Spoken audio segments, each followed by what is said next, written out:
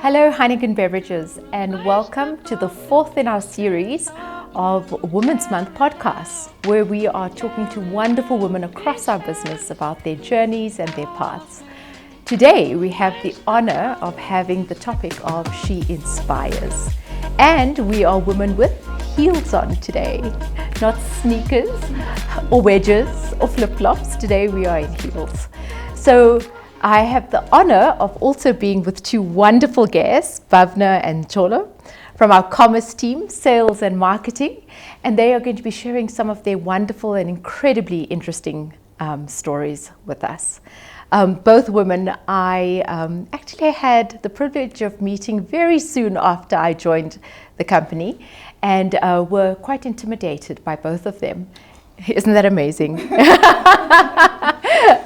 So it's so lovely for me to have a sit down with you and just to learn more about some of your journey. Great. So maybe let's start with you, Tsholo, because you've got a fabulous jacket on. You know, sometimes we look at someone from the outside and they're so well put together. And I think you're such a lovely example of that, right? You're well spoken and you're just impeccably dressed. And this picture of perfection doesn't actually tell the story of who we are and how we got here, right? Could you maybe share with us a little bit about yourself and your journey and how maybe some of the challenges or some of the triumphs you've had in getting to this space? Yeah, definitely. Firstly, thank you for the opportunity and thank you for your kind words. I think as you mentioned, life is full of challenges. I'll go back into my career. So I started in this industry 16 years ago. I started as a sales rep, a female sales rep. So you can just imagine that naturally comes with a lot of challenges.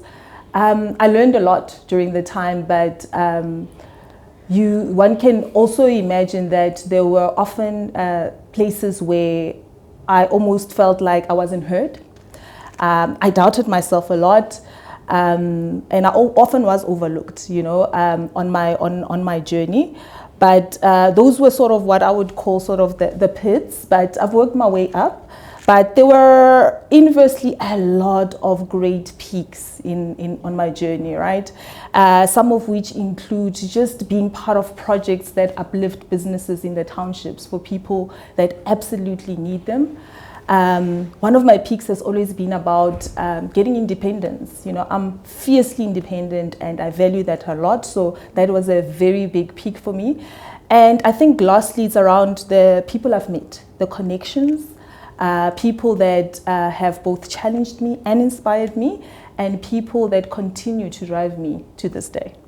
I think that's a great segue because we're talking about She Inspires.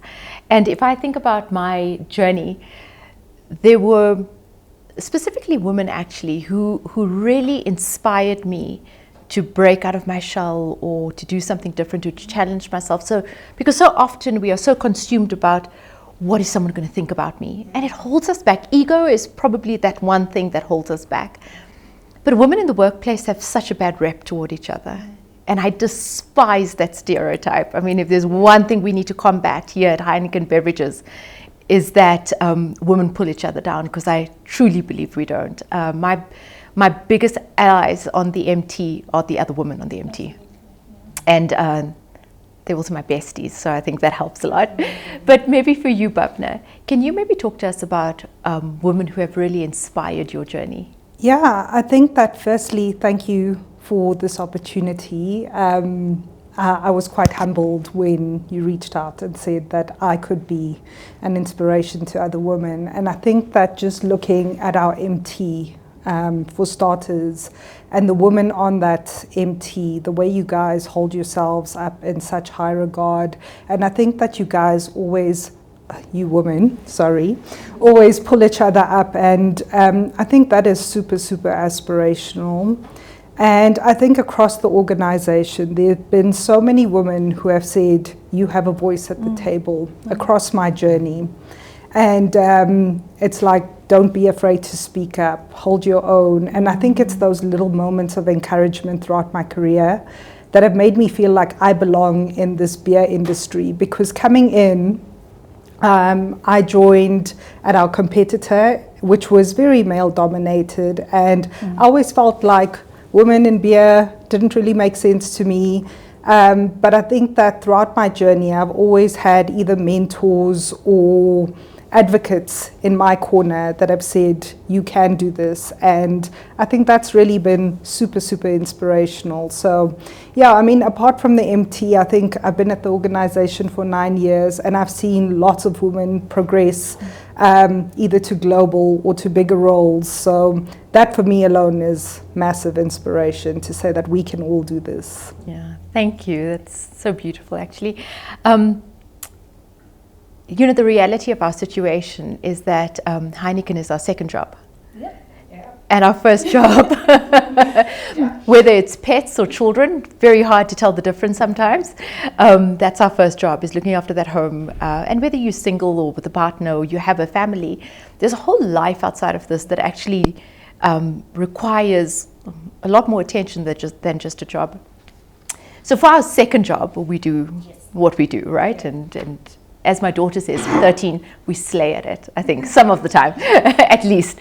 But our first job, being a mum, in both your cases, you both have 2 children. You've got a boy and a girl, and you've got twin boys. Yes. Lord have mercy. I've also got 2 kids, a boy and a girl, monsters. And how do you, and I'm not going to use the word balance because it's not balance. I think it's a misnomer to even talk about the concept of balance. How do you create flexibility for yourself? How do you prioritize, and when do you prioritize? Because it's a game. And how do you manage to be fulfilled as a person when 90% of your life is giving?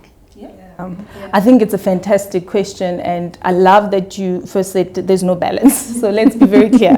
There's absolutely no balance. And if I look at my life, and weekends I often have to catch up on work, whether I like it or not. But I think for me, it's about being intentional in the moments that matter. Right? So I've sort of taken away that notion of, a Saturday is a Saturday and I just want to do nothing. I almost do what I need to do, but I also carve out special moments that matter to me. So if I'm spending time with my children, and if all I have is 2 hours, I'm there with them. I am chatting, I'm laughing, I'm letting them love on me. I'm seeing the world through their eyes, and I'm connecting, and I'm fully present. And I think that's far more important, at least to me, than saying, look, on a Saturday I'm not going to do nothing and end up sitting and watching Netflix all day. So I think it's just about that, and also just doing things that sort of serve your soul, right? So I'm a woman's woman, so I love this podcast for that, because I literally love just sitting with my girlfriends and sharing stories, because I think it's in the sharing the stories that you realize that we're all going through the same trials and tribulations, But part of how I recharge is just chatting. I also chat to my sister every day on my drive home. My little sister, I call her, she's part of my drive home, and, my colleagues even call her my little therapist. So those are sort of the ways in which I've almost, lifted off this pressure of balance and carving out time, but doing things that fulfill me, listening to podcasts, reading a little bit just before bed, and really just being intentional in the moments that matter to me most. Oh, that's lovely. You, Bhavna? I can see a lot of that in me too. I think there's something to be said about being present in the moment, be it work or your life outside of work. And I think that for me, I'm not a very talented soccer player, but my kids love to play soccer, and I will be there and really just be present with them. I mean, just this weekend, my kids wanted a color, and they're like, Mom, come color with me. And I mean, I sat there for 2 hours coloring little Spider-Mans and Captain Americas, just because I know that that's going to make them happy. And I think that that is also what fills my cup, is being present with them. And like similarly with my husband and family, like I do make the time, and I mean, even if it means scheduling it in my diary on certain occasions, but I do make the time to ensure that they also get their priority. And just like you, having quality time with friends and family is really something that I use to unwind. And within that space, I think it gives me that sense of escapism, so that when I come back to work, I feel super recharged. So yeah, there is no balance, but I think it's just about doing things that fill your cup and keep you inspired. Yeah, I wish, listening to both of you, you have so much wisdom between you, and you can see it's so authentic, and it's really beautiful the way you share.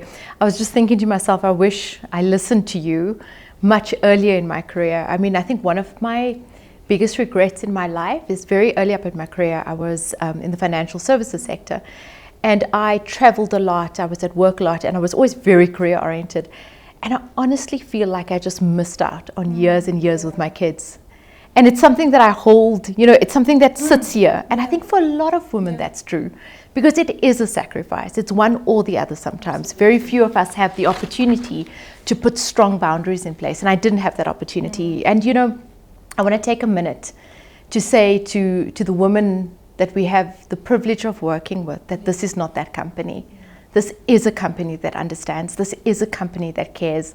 I care. Yes. I care about women having such full experiences in their life, and being a great mum or a great partner or being a great person on your own. That's as important as you being a great person who works here. And if I can just add, I think that as a company and the leadership, there are very important milestones in your kid's life. And for me, for example, my kids had a soccer match last week, and it was the first inter-house soccer match, and it was in the middle of the day. And I think having the right leadership, it wasn't even an issue in terms of going to watch their little soccer game for an hour, and then I came back and I was more energized afterwards. And I think that those boundaries, or the blurring of boundaries, make it so much easier to appreciate your work, as well as all the different milestones within your family outside of work. No, absolutely. And I think what gives you the privilege of taking that opportunity is being someone that's credible and trusted. And I think it goes hand in hand, right? And the courage to speak up, the courage to go, hey, I need time off. I don't do Spider-Man and small soccer matches anymore. My son is 16, and he's got hair like mine. He's got straight, black, thick hair, right? And last week, much to my horror, he decided to go and have a perm. Oh, wow. All right. Each to their I need a moment, guys.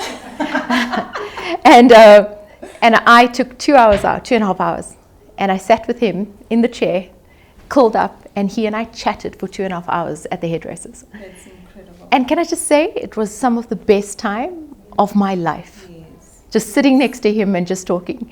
So maybe, what's a moment like that for you, that, where you get, your cup runneth over? Because I think that's where you give from. That's that's what we are able to produce in this environment, is when you fulfilled somewhere else. No, and I will share the same example as the one you've shared. It definitely is. I've got a daughter and a son, and mine are preteens. Okay, my son is now a teenager. He's just turned 13, so you can imagine. My thoughts and prayers are with you. But I also have a very sassy 10-year-old who's almost going on 35 probably. But you see, we have the most incredible moments with my daughter, because she's so affectionate, and she's also such a mummy's girl. So she will actually just ask me questions about work. I think that every single day I walk into the house, my daughter will say, "How was your day, mommy?" Wow. My word, that opens you up, you can imagine, to such a special time. And it could be easy for me to just put my back down and say, "Baby, I need to answer an email," but I'm very intentional about just spending a little bit of time, because she's asking me about my day, so I'll ask about her day, and I'll do similarly for my son. But I think moments with my kids, because your kids love you unconditionally, so are definitely priceless. We spend a lot of sort of Saturday morning on top of my bed together, just chatting, because I tried to say no device time, and so they decided to say if there's no device time, then we're going to sit and bug you. But they don't understand that that's just so precious for me. But also similarly with my sisters, I'm a firstborn, born in a house full of females. It was my mom, us 3 girls, my poor dad. So I also spend a lot of quality time just chatting to my sisters. I mean, we've gone through the journey of life together. So they understand. When I doubt myself, they are there to tell me, oh my word, who are you? Whose child are you? Whose sister are you? Please be reminded that's not who you are. That's not who we know. And I think my sister has the most amazing quote whenever I go through challenges, and she says, darling, life is tough, but remember, so are you. Yeah. And that just gets me through anything, because obviously life is going to throw punches each and every day. But, you know, it's just to remember that you are equally equipped and you are equally as tough. Yeah, and you are. Bhavna, my grandmother recently turned 92, which was such an incredible thing. What a beautiful milestone. And we had this wonderful birthday party for her, and I was very lucky enough to do a speech, me and another 100 other people. As you would. I chose to speak about what has stood out most about her, and that was her softness, her kindness, and her gentleness, because that was her power. And often in the workplace, we think we inspire with masculine traits, when actually it's our femininity that we should bring into the workplace. How are you able or not able to demonstrate that at the moment, and how do you find it a powerful tool or weakness? I think connecting with people on a human level and leading with empathy is something that I think I do. And I think that when you are able to lead with empathy, you just open up people's rapport with you, to be honest. And I think that also helps them get onto the same goal and mission. And for me, I think that has been the one thing that I've done throughout, is connecting with people on a human level and trying to lead with empathy. I might not get it right all the time, but I think that if you can acknowledge people as people and understand their situation, I think that collectively we all want the same goal, and we're able to pull together as a team. And I think that's how I've been able to do that. Yeah. So just to add, and I think it's such an important one that you mentioned. I think one of the biggest things that we need to, or the biggest realizations, is the importance of vulnerability. And I think we often look at vulnerability as something that hinders sort of confidence, and it doesn't. I think vulnerability is sort of the gateway to making connections.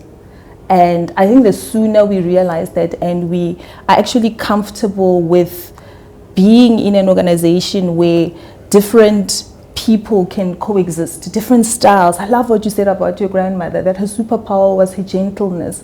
You know how much influence people that have those traits have, you know, versus the normal sort of standard status quo.